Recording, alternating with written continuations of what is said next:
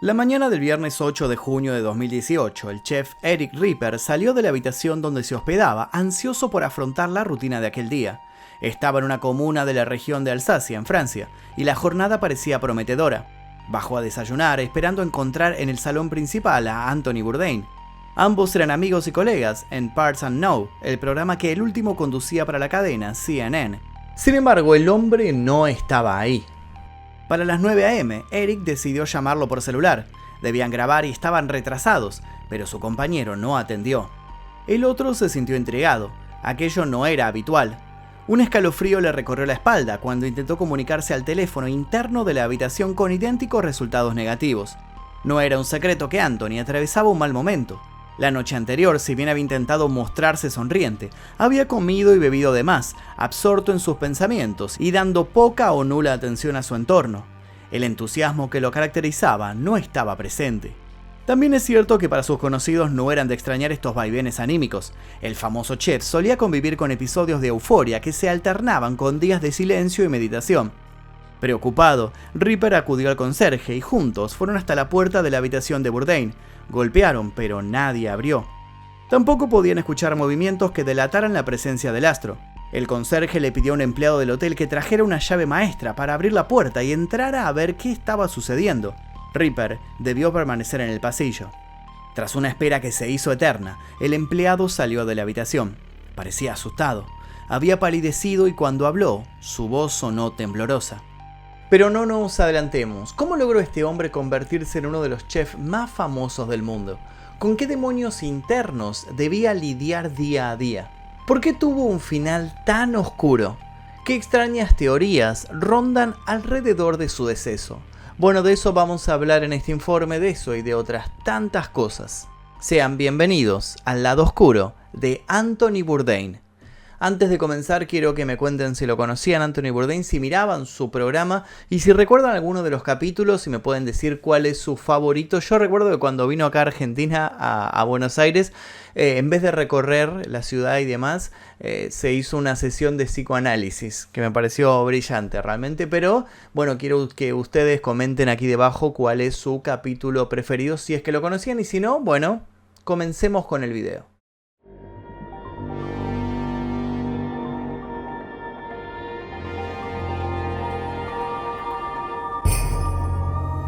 Primeras pasiones, primeros tormentos. Antes de las cocinas, los viajes y la tragedia, Anthony Bourdain fue un niño curioso que rápido sintió pasión por las artes. Nació el 25 de junio de 1956 en Nueva York y se crió en Nueva Jersey, dentro de una familia que sería decisiva para su formación. Su padre, Pierre Bourdain, era ejecutivo de Columbia Records. Su madre, Gladys, trabajaba como periodista en The New York Times. Por esto no cuesta entender que el pequeño Anthony absorbió desde siempre el placer por la música y por las letras, pero en esos primeros años descubrió también su verdadera pasión, una que no parecía heredada, una que al descubrirla no pudo soltar. Gracias a la ascendencia francesa por parte de su progenitor, él y sus hermanos pasaban vacaciones de verano en la ciudad gala de Arcachon para visitar a los abuelos. Aquellos viajes representaban la oportunidad perfecta para empaparse de otros paisajes, otras culturas y por supuesto, otras comidas. De esas travesías hubo una que lo cambió por completo. Cuando tenía 12 años, los Bourdain fueron a Les-Deux-du-Boch, un pueblo tranquilo de unos 25.000 habitantes. Dispuestos a darse un gusto, los Bourdain entraron al restaurante Le Bistrot du Centre. Allí, Anthony probó una de las especialidades, la sopa de pescado. Al principio quedó desconcertado y hasta asustado ante aquel preparado exótico y complejo, pero cuando el manjar pasó por su paladar ya nada fue igual. Aquel plato no solo cambió su modo de entender la comida, sino su vida entera. Había nacido así sin más, su devoción por la gastronomía. Aunque había encontrado aquello que lo convertiría en un ícono, Anthony no se salvó de transitar una juventud complicada. Fue un alumno inteligente y culto, pero no era feliz. Su constante inconformismo y su poca devoción por seguir las reglas hicieron que desarrollara un gusto por el punk rock y las noches interminables. Aunque se sentía a gusto identificándose con los marginados, lo cierto es que anhelaba esa libertad que tenían sus compañeros, todos hijos de millonarios que no le prestaban atención. En su casa había estabilidad y eso de algún modo lo disgustaba. La ausencia de conflicto era visto como un arma de doble filo por el joven que rápido, tentado a probar los límites, descubrió los vicios a los que se entregó de lleno. Ninguna sustancia prohibida le fue ajena. Alarmados, los padres lo enviaron a terapia, pero aquello no funcionó. Sus niveles de autodestrucción parecían imparables. Algo se agitaba en el pecho de Anthony. Un animal salvaje vivía en él. Un animal hambriento. Un animal al que pudo mantener calmo, al menos por un tiempo, cuando se aferró a eso que había descubierto a los 12 años y lo había obsesionado: el arte de la cocina. Ascenso y descenso. Con esfuerzo, Anthony logró completar sus estudios secundarios e ingresó en Vassar College, una exclusiva universidad neoyorquina. En paralelo consiguió trabajo en un restaurante de Provincetown, Massachusetts. Empezó limpiando pisos y de ahí pasó a freír papas. Nunca dejaba de observar la labor de los cocineros, que debían preparar platos deliciosos en medio de una vorágine. Cuando uno de ellos debió ausentarse por un problema personal, el joven aprendiz se ofreció a reemplazarlo. A decir verdad, hacía meses que esperaba ese momento. Había tomado tantas notas mentales que sorprendió a los dueños del local. Cuando la jornada finalizó y tanto jefes como clientes quedaron encantados, Anthony comprendió de una vez por todas que debía conducir su vida en esa dirección. No podía seguir negándose a algo que parecía prefijado a ser su destino. Envalentonado, el muchacho abandonó el Vassar College y se anotó en The Culinary Institute of America, una de las más prestigiosas universidades dedicadas a las artes culinarias. En las clases consolidó una fuerte formación académica, pero claro, él quería acción. Necesitaba poner a prueba lo aprendido en el campo de batalla, o mejor dicho, en las cocinas. Desde fines de los años 70 se curtió en restaurantes de Nueva York, siguió desarrollándose como lavaplatos, pero enseguida demostró una habilidad fuera de lo convencional para el manejo de las sartenes, las ollas, las carnes, las verduras, las especias y cada elemento a su disposición. También supo lidiar con la presión en un ámbito duro, donde la explotación y el maltrato eran habituales. No sorprendió a nadie cuando alcanzó el puesto de jefe de cocina y de pronto fue el mejor de ese rubro en toda la ciudad. Y esta historia podría terminarse en ese punto y ser la historia de una persona con una gran persistencia que cumple sus cometidos y nos demuestra que ningún sueño es lo suficientemente grande si existe la disciplina. Pero no se trata de esa clase de relatos. Sí es verdad que luego de batallar por más y mejores oportunidades, Anthony Bourdain triunfó haciendo lo que más amaba. Sin embargo, nunca se había librado de los excesos. Al crecer y depender de sí mismo, había ido consiguiendo sustancias más caras y adictivas. Llegaría a un punto en el que no podía tomar una decisión importante sin antes ingerir alguna sustancia ilegal. Su estado solía ser tan espantoso que muchas veces ni siquiera podía salir de su vivienda. En un momento hasta había llegado a endeudarse a pesar de ganar muy bien. Cuando el dinero no le alcanzó para satisfacer sus vicios, trató de vender su colección de vinilos en medio de la calle. Como es de suponerse, su vida privada comenzó a influir en su vida profesional. Se volvió un jefe duro y maltratador hasta lo indecible. Todo lo que había odiado ahora lo encarnaba. Humillaba a los cocineros y a los camareros en nombre de la excelencia y la responsabilidad. Asimismo, las interminables jornadas laborales y la falta de un descanso adecuado afectaron su salud física y mental. Bourdain había tocado fondo, pero en los años 90 encontró las energías para intentar levantarse. De a poco se rehabilitó y pudo empezar a moverse sin depender de pastillas ni otros materiales dañinos. ¿Cómo lo logró? Es un misterio. De un día para el otro le dijo a sus allegados que ya no quería sentirse mal y había levantado cabeza. En 1998 consiguió la designación de chef ejecutivo de Le Brasier de Halls, un restaurante de Manhattan con sedes en ciudades como Miami y Tokio. Parecía que con 40 años había superado los tormentos que acarreaba de la juventud. Pero las apariencias engañan y los tragos amargos no tardarían en volver. Convirtiéndose en una marca. Aunque estaba triunfando como autoridad en el mundo de la cocina, Bourdain seguía inconforme. Tenía mucho más para decir y ni el plato más delicioso le alcanzaba para expresarse. Encontró la clave en otra pasión, la literatura. Escribió 2 novelas que logró publicar a fines de los 90, pero ninguna llamó la atención. Evaluó dejar de intentar ser reconocido en el mundo de las letras, pero entonces dio una última estocada, esta vez con una obra de no ficción. El resultado, hasta el propio Anthony quedaría perplejo. En 1999, el hombre había captado las miradas mediante un artículo para The New Yorker titulado "No coma antes de leer esto". Se trataba de un texto en el que revelaba los secretos más incómodos de la alta gastronomía, incluyendo el comportamiento de los maîtres, las tensiones y los abusos de poder. El artículo tuvo una repercusión importante y lo inspiró a desarrollar su propia visión en un libro, Confesiones de un Chef. Publicado en 2000, se volvió un bestseller gracias a un estilo directo, ácido y accesible para todos los lectores. El ahora autor no temía confesar detalles incómodos, ni siquiera de su propia vida. Relató incluso sus experiencias con sustancias prohibidas y cómo las mismas lo habían transformado en un monstruo. El resto es predecible, como ya sabemos, el morbo vende. A partir de ahí, Bourdain sacó más libros y fue contratado para escribir en medios como The New York Times y The Times. Su nombre se hizo cada vez más familiar fuera de los restaurantes y más cercano para quienes gustaban de elaboradas columnas de reflexión. Y aquello fue apenas el principio. Su exposición fue maximizada en 2002, cuando surgió la posibilidad de incursionar en la televisión.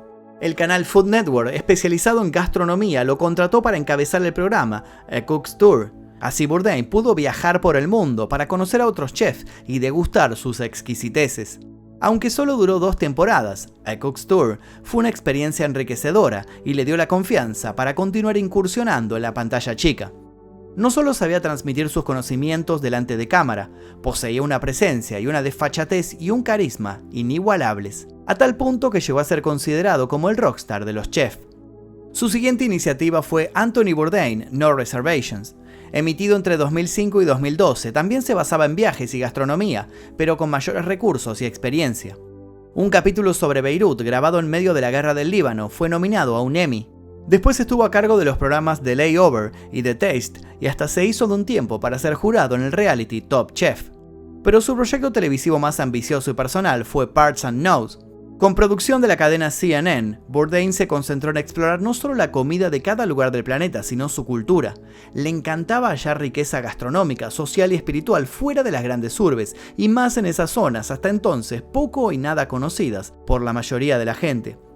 Por lo original de la propuesta, Parts Unknown aumentó la popularidad de su creador. Uno de sus fanáticos más fervientes era Barack Obama. De hecho, el expresidente de Estados Unidos participó en un capítulo enfocado en Vietnam. Gracias a su exposición mediática, Bourdain se había convertido en una nueva figura de la cultura pop moderna. Esto hizo que Hollywood también se fijara en él, y fue por esto que hizo un cameo haciéndose de sí mismo en el film The Big Short, ganador de un Oscar.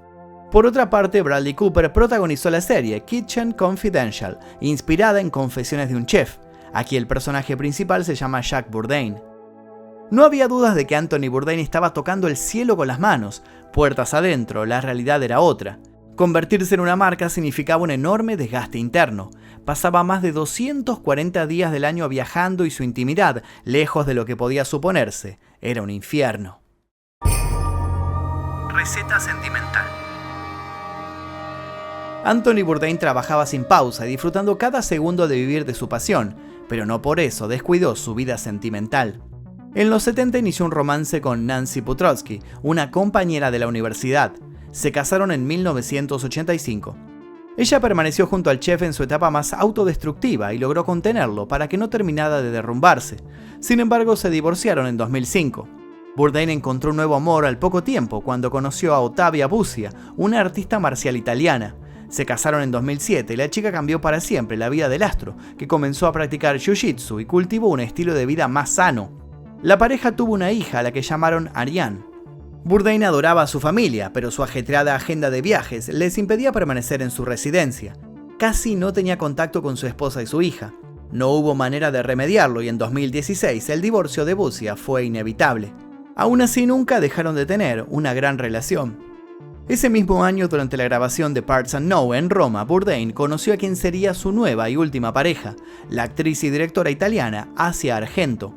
Un año después, su figura trascendió lo artístico cuando fue una de las voces representativas del movimiento Me Too. Asia denunció que había sido abusada por el antes todopoderoso productor Harvey Weinstein. Bourdain no tardó en identificarse con la lucha de su amada, sobre todo porque había presenciado situaciones parecidas en el ámbito de la gastronomía. La conexión entre Bourdain y Argento fue poderosa. Compartían gustos musicales y literarios y ambos eran apasionados de sus profesiones y de la vida.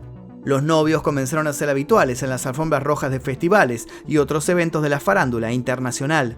Las sonrisas y las expresiones de amor hacían pensar que esta vez Bourdain había encontrado a la mujer definitiva. Pero pronto se hizo evidente que aquello no andaba del todo bien. En los primeros meses del 2018, Argento fue fotografiada con otro hombre. Las acusaciones de infidelidad brotaron en los medios. Los periodistas más inescrupulosos partieron a toda velocidad para conocer la respuesta de Bourdain a todo aquello. Para ese momento el chef estaba sumergido en uno de sus tantos viajes. Fue por esos días que recaló en Alsacia para grabar un capítulo de Parts Unknown. Un capítulo que, para ser más precisos, jamás se concretaría. Y es así como nuestra historia vuelve al principio. Muerte dudosa. Ripper, el colega de Anthony, no podía creer las palabras del empleado del hotel que acababa de ingresar a la habitación del chef. Anthony Bourdain estaba muerto. En efecto, el célebre chef y conductor se había quitado la vida en el baño, tenía 61 años. De inmediato, Ripper llamó a la policía local y al equipo de médicos forenses. El cuerpo fue sometido a exámenes toxicológicos, donde podía esperarse el hallazgo de sorpresas desagradables. Pero los resultados del análisis arrojaron que no había consumido ninguna sustancia ilegal. Solo fueron identificados restos de un medicamento terapéutico. La posibilidad de que el siempre alegre e inspirador Bourdain hubiera atentado contra sí mismo no convencía ni a Ripper ni a ningún otro miembro del equipo.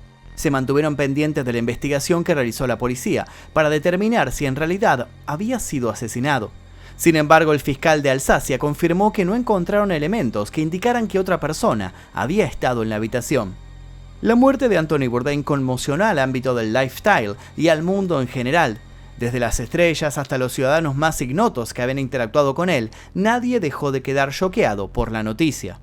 Pero su partida dejaba demasiados cabos sueltos, demasiadas preguntas, y pronto salieron a la luz algunos secretos. Revelaciones. A través de sus libros, Anthony Bourdain jamás había ocultado los demonios con los que había lidiado en el pasado. En algunas entrevistas daba a entender que luchaba con tormentos novedosos e igual de terribles. Durante los días posteriores a su muerte, los medios destacaron la última entrevista que había brindado. Se había prestado una conversación con la revista Popula, donde se había explayado de diversos temas: Donald Trump y la política estadounidense, su alejamiento de los excesos y sobre todo su relación con Asia Argento. Dijo cuánto se amaban, pero también reveló que ella podía ser temperamental y tenían algunas discusiones. La directora lo acusaba de querer ganar siempre, y él se sentía dolido porque no pensaba que aquello fuera cierto. Aquel testimonio daba a entender que el vínculo entre Bourdain y Argento era tenso. Por eso mismo, la prensa se empecinó en conseguir las palabras de la cineasta. Incluso se la señaló como responsable de que el chef y presentador decidiera su repentino final. Weinstein, el productor al que la chica había puesto en la mira por su historial de abusos, fomentó esta teoría. En las horas inmediatas a la pérdida de Bourdain, Argento publicó en sus redes sociales el siguiente mensaje: «Era mi amor, mi roca, mi protector. Estoy más que devastada. Mis pensamientos están con la familia. Les pido que respeten su privacidad y la mía». Pero habló más en detalle en septiembre de 2018. Aceptó dar una entrevista para el diario británico Daily Mail, donde fue honesta con respecto a sus sentimientos y a su relación con su pareja. En primer lugar, entendía que la opinión pública la culpara de provocar el desenlace de Bourdain, pero pidió que dejaran de hacerlo. Tampoco esquivó la cuestión de las infidelidades. Admitió que ella lo había engañado con otra persona, pero dijo que él también la engañaba a ella. Agregó que pese a todo, eso nunca fue un problema para ellos, porque siempre habían tenido una relación adulta. En la misma entrevista, Argento contó que la muerte de su amado la había sumido en una depresión y que pudo salir adelante gracias al trabajo. Además, manifestó su desconcierto por la naturaleza de la pérdida. Dijo que Anthony era el hombre más inteligente que había conocido y que era muy sabio y profundo. No lo creía capaz de cometer un acto tan terrible contra sí mismo. Con esto, muchos dejaron de juzgarla. Sin embargo, pasado algún tiempo, nuevas investigaciones trataron de echar luz sobre el asunto y otra vez se volvió a poner el ojo sobre la chica. ¿La razón? Según un libro que cuenta la biografía no autorizada del chef, Bourdain se encargó de advertir una y otra vez que, además de la supuesta traición, lo que más le dolía era que la misma hubiera ocurrido en un lugar muy querido por los dos, al que solían concurrir juntos. El autor de aquel libro señala que Argento decidió romper su noviazgo debido a la posesividad del chef. Bourdain no se había dado por vencido y al otro día había intentado arreglar las cosas. ¿Hay algo que pueda hacer?, preguntó, a lo que su ex respondió que dejara de molestarla. Se supone que eso fue lo último que leyó antes de tomar la extrema decisión. ¿Entonces finalmente todo se debió a un mal desenlace amoroso? ¿O esto fue utilizado como una pantalla para tapar algo más? Otras teorías. Algunos medios rescataron el capítulo que Anthony Bourdain grabó en Buenos Aires y que salió al aire en noviembre de 2016, donde acostado en un diván le contaba a una psicoanalista argentina lo solo que se sentía. A veces me traen una mala hamburguesa en un aeropuerto y eso me hace entrar en una espiral depresiva que me dura por días, confesaba. También se reflotó una entrevista que había brindado para People en febrero de 2018, 4 meses antes de la tragedia. Allí asumía que tenía una carrera con la que estaba orgulloso, que había cumplido sus fantasías y que nada le impedía poner un broche de oro a todo, tomando la salida más egocéntrica, la de saltar al vacío desde un lugar muy alto. Pero luego agregaba que no sabría si hacerlo ahora, ya que era padre y se sentía razonablemente feliz. Puesto en perspectiva, todo esto dejó en claro que Anthony tenía un costado un tanto más sombrío que bien podría haberlo llevado a quitarse la vida. Pero esto no detuvo las especulaciones. Un sitio de noticias en Estados Unidos fue quien publicó el texto que sugiere que el deceso del experto en cocina estuvo ligado al hecho de que estaba por revelar los nombres de un círculo de personas involucradas con una red de abusadores de niños. Se supone que su contacto con la élite mundial lo habría hecho entrar en conocimiento de un club de pederastas de la alta alcurnia. Este conocimiento pudo haber sido el causante de que encontrara un final tan abrupto. Quienes creen en esta teoría incluso sostienen que Anthony se había vuelto muy afín a denunciar injusticias desde que Asia había entrado en su vida. La ausencia de pruebas concluyentes hicieron que esta línea investigativa se diluyera con el paso de los años, pero no por eso se abandonaron las preguntas. Hoy día gana terreno una teoría según la cual a Anthony lo habrían asesinado no por algo que podía saber, sino para demostrarle a su pareja Asia que ya no le convenía seguir metiéndose con los peces gordos de la industria de Hollywood. Según esta nueva visión, la muerte del chef sería apenas una amenaza que buscó comprar el silencio de esa chica que parecía tan dispuesta a develar terribles secretos guardados por décadas. ¿Estuvo Weinstein detrás de todo esto? ¿Qué fue realmente lo que pasó? Lo más probable es que nunca lo sepamos. La muerte de Anthony Bourdain no deja de generar tristeza y preocupación. Su labor en las cocinas y en los medios constituye un legado que sigue influyendo a la hora de probar un bocado. Su partida también hizo que la sociedad hablara de cuestiones que todavía son un tabú, como las adicciones y la depresión, en especial cómo las personas con tendencias autodestructivas ocultan sus oscuridades detrás de máscaras de alegría y de generosidad. La figura de Anthony Bourdain aún se impone en la cultura popular, aunque recordarlo siempre deja un innegable sabor agridulce. ¿Cuáles fueron los condimentos de sus últimos días? ¿Traición, tristeza, soledad, encubrimiento, conspiración? Solo podemos decir que en el mundo de la gastronomía, como en el mundo de la magia, los secretos nunca se revelan.